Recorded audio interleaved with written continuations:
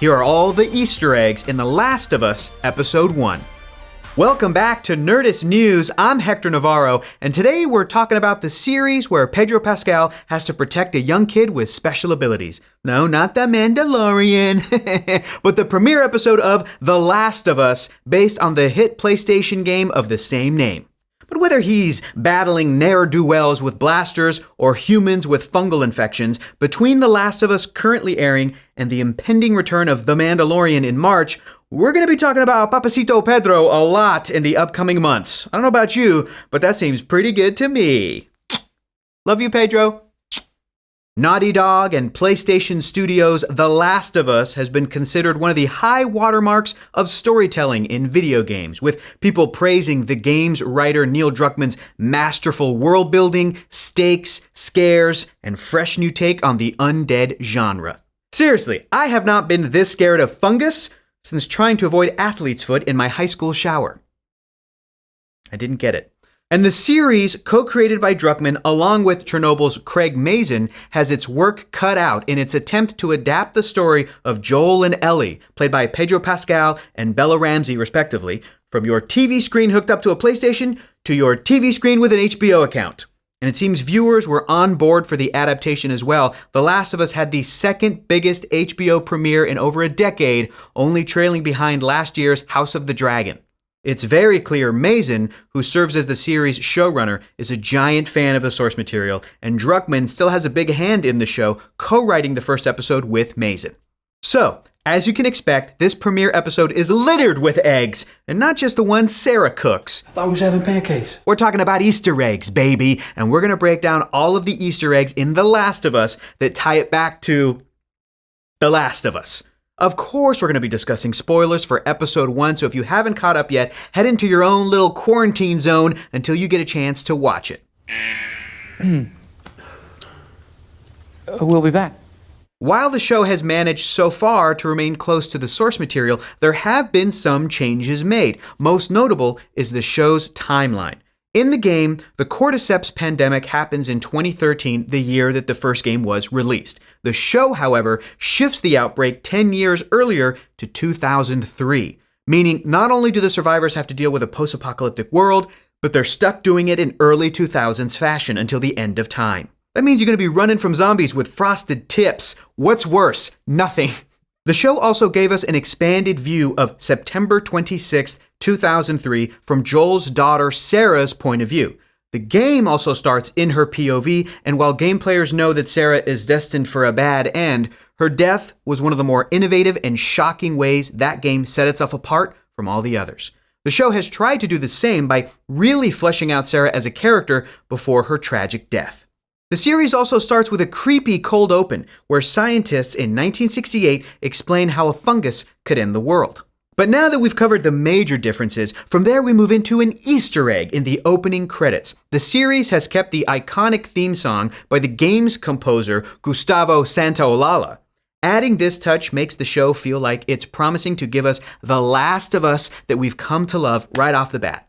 And into the episode proper, while Sarah's story has been expanded in the series, we're still treated to some Easter eggs that tie it back to the events in the game. Starting with Joel's exercise machinery. He's got a stair stepper in his bedroom in the game and some sort of cardio device in his bedroom in the show. Sure, this Easter egg's a little bit silly to point out, but hey, it's our job to notice this stuff. Sometimes we gotta point out the silly little Easter eggs so that you trust us. But a more concrete Easter egg is, of course, everyone's favorite fictional band, Halcyon Drops. Sarah wears their 2012 tour shirt in the game, which has been changed to a 2002 tour shirt to fit into the show's timeline. And in general, the costuming has been very on point so far, and we can't wait to see more of the game's iconic fits. I mean, just look at that poster. Destiny's Child, man. That's legit. And Dido on the radio, accurate to the era. The watch. This birthday gift from Sarah to Joel, yet still paid for by Joel, is lifted straight from the game as well. And just to show attention to detail, the box is basically the same shade of gray in both versions. Again, a minor thing, but one that feels right. When Sarah goes to the Adlers to bake the worst cookies of all time, she browses through their DVD collection. And not to get nitpicky, but we're just going to assume that the inclusion of a DVD for The Box Trolls, a movie that premiered in 2014 in our universe, is there just to point out the key difference between our universe and theirs. In their universe, Laika's stop-motion film The Box Trolls came out pre-2003. Oh, and I guess the other major difference is the fact that we made it through 2003 without a cordyceps pandemic. But I think the Box Trolls one might be the bigger difference. But the real reason we're bringing up the DVDs is because of the DVD that Sarah ends up borrowing and then later falls asleep while watching, Curtis and Viper 2. This is an Easter egg for The Last of Us Part 2, where Ellie lists it as a film that Joel enjoys. And it appears Joel is a man after my own heart because he's excited that... Oh, this is the one with the deleted scenes. I love a man who loves his DVD extras. Physical media for the win, baby! But this is the scene that keeps on giving because we get an iconic Sarah line. Drugs. I sell hardcore drugs. That's the one. The episode is filled with dialogue lines taken directly from the game. Again, this definitely shows us that this adaptation is in the right hands. And there are plenty of direct visual Easter eggs as well that were lifted from the game's cutscenes, like when the Millers try to escape in their truck and see Jimmy's place burning. This moment in the game really helps amp up the creepiness of a world being thrown off its axis, and it's just as effective in the show. But a more heartbreaking direct visual reference is, of course, that scene. You know the one. Look, the game deals with a lot of heartbreak, and the show is no different. Which is why the moment fans were dreading came about half an hour into the episode when Sarah dies in her father Joel's arms. This event serves to harden Joel and turn the family man into a more cutthroat person we see later on. And watching it in live action definitely felt like deja vu to the first time we played The Last of Us. And call our staff crazy for this one, but while the soldier who shoots Joel and Sarah is credited to be played by actor Ryan D. Clark, one of our writers swears that the character might be voiced by showrunner Craig Mazin himself, who also served as the director for this episode. Again, we have no proof for this.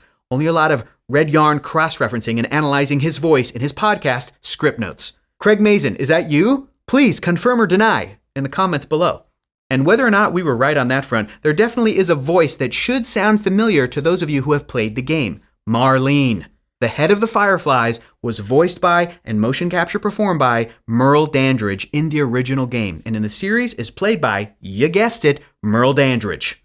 Ooh, mama want that. Mommy want that. We're definitely hoping to see and hear cameos from Troy Baker and Ashley Johnson, who played Joel and Ellie in the game. Another aspect from the game that we were glad to see come to play at the end of the episode was, wait, Ellie, what do you have there? A knife!